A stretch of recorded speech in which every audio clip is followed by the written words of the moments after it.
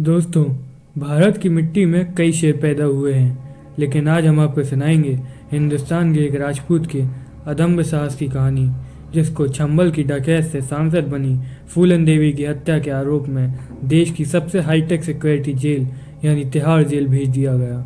लेकिन जेल में बाकी कैदियों की तरह घुट घुट कर जिंदगी बिताना उस राजपूत का असली मकसद नहीं था, और उसको अपना मकसद पूरा करने से जेल की ऊंची ऊंची चार दीवारें भी नहीं रोक पाईं, और वो ज़िंदगी की परवाह ना करते हुए पहुंच जाता है एक ऐसे खतरनाक गैर मुल्क जहां इंतज़ार कर रहा था उसका असली मकसद, और वो अपना मकसद पूरा करता हुआ लौट आता है अपने देश हिंदुस्तान, और फिर चला जाता है उसी तिहाड़ जेल में। जी हाँ दोस्तों, ये कहानी है शेर सिंह राणा की, जो किसी फिल्मी कहानी से कम नहीं है। शेर सिंह राणा का जन्म उत्तराखंड की रुड़की में हुआ था। 1980 के दशक में शेर सिंह राणा जब अपनी पढ़ाई पूरी कर रहे थे, तब चंबल में डंका बजता था कुख्यात डकैत फूलन देवी का। आज भी चंबल के लोग फूलन देवी का नाम सुनकर कांप उठते हैं। फूलन देवी को द बैंडिट क्वीन के नाम से भी जाना जाता था, जिसने भेमई गांव में 22 राजपूतों को लाइन में खड़ा कर गोली मार दी, और फिर आत्मसमर्पण करके 11 साल जेल में रही, और वहां से बाहर आकर राजनीति से जुड़कर सांसद बनी। चंबल के बिहेड़ों में रहने वाली फूलन देवी अब आलीशान बंगले में रहने लगी। 25 जुलाई 2001 को शेर सिंह राणा फूलन देवी के घर मिलने आए और दरवाजे के सामने गोली मार दी।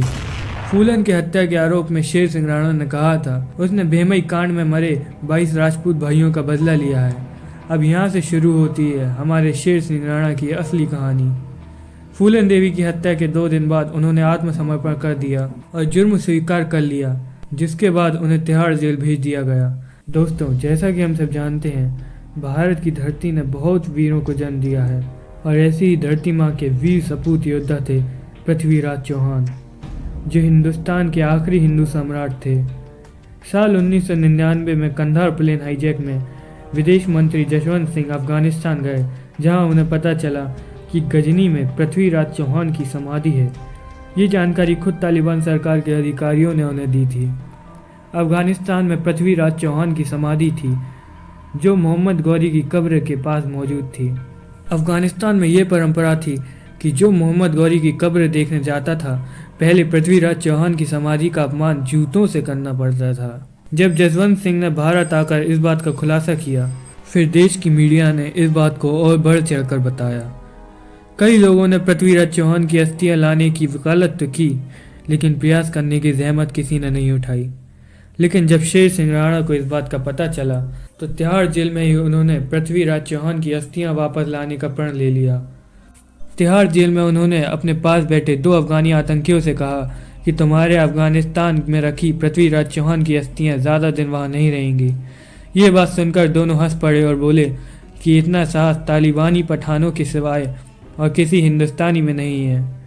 उनकी यह बात सुनकर शेर सिंह राणा को गुस्सा आ गया और बोल पड़े कि मैं लाऊंगा पृथ्वीराज चौहान की अस्थियां वापस।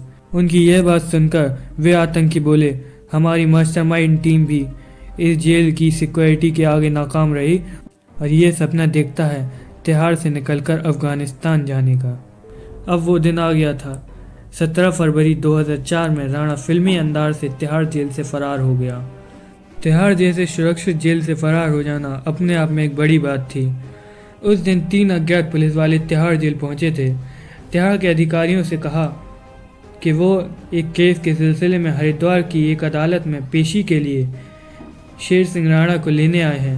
वो अपने साथ हथकड़ी और दस्तावेज की कॉपी भी लेकर आए थे। तिहाड़ के अधिकारियों ने ऑर्डर की कॉपी देखी और शेर सिंह राणा को उन फर्जी पुलिस वाले यानी राणा के साथियों को सौंप दिया, जो उन्हें लेकर वहां से चले गए।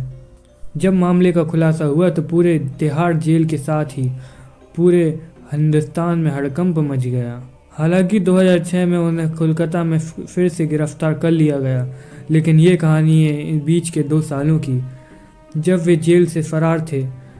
अब उनका मकसद था अफगानिस्तान जाकर पृथ्वीराज चौहान की अस्थियों को वापस लाना।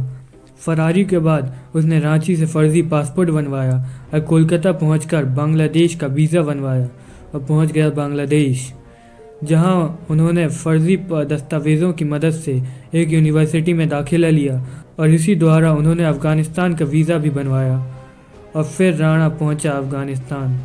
अफगानिस्तान में पहुंचकर वे काबुल और कंधार से होते हुए गजनी पहुंचे, जहां मोहम्मद गौरी की कब्र और पृथ्वीराज चौहान की समाधि मौजूद थी। 1 माह गुजारने के बाद आंखें मिल ही गई उन्हें वो जगह जहां उन्होंने अपनी आंखों से पृथ्वीराज चौहान का अपमान होते हुए देखा और अपने कैमरे में कैद कर लिया। राणा ने पृथ्वीराज चौहान की अस्थियां निकालने की प्लानिंग अच्छे से की। फिर आया वो दिन जब उन्होंने खुदाई की और पृथ्वीराज चौहान की अस्थियां निकाली और उसे लेकर भारत वापस लौट आए। ये पूरे घटनाक्रम में उन्हें 3 महीने का वक्त लगा और उन्होंने प्रमाण के तौर पर पूरे घटनाक्रम की वीडियो भी बना ली। आज तक जिसने भी राणा की ये कहानी सुनी है उसका दिल गर्व से भर गया। और फिर 2006 में कोलकाता की गेस्ट हाउस से उन्हें गिरफ्तार कर लिया गया और उन्हें वापस तिहाड़ जेल भेज दिया गया, जहां उन्होंने जेल डायरी तिहाड़ से काबुल कंधार तक एक किताब लिखी। End of bandit queen biopic film Sher Singh Rana पर आधारित है, जिसमें नवाजुद्दीन सिद्दीकी ने शेर सिंह राणा का असली किरदार निभाया है। तो ये थी शेर सिंह राणा की अदम्य साहस की खौफनाक कहानी। शेर सिंह राणा द्वारा उठाए गए इस कदम का स्वागत देश के लोगों ने तहे दिल से किया।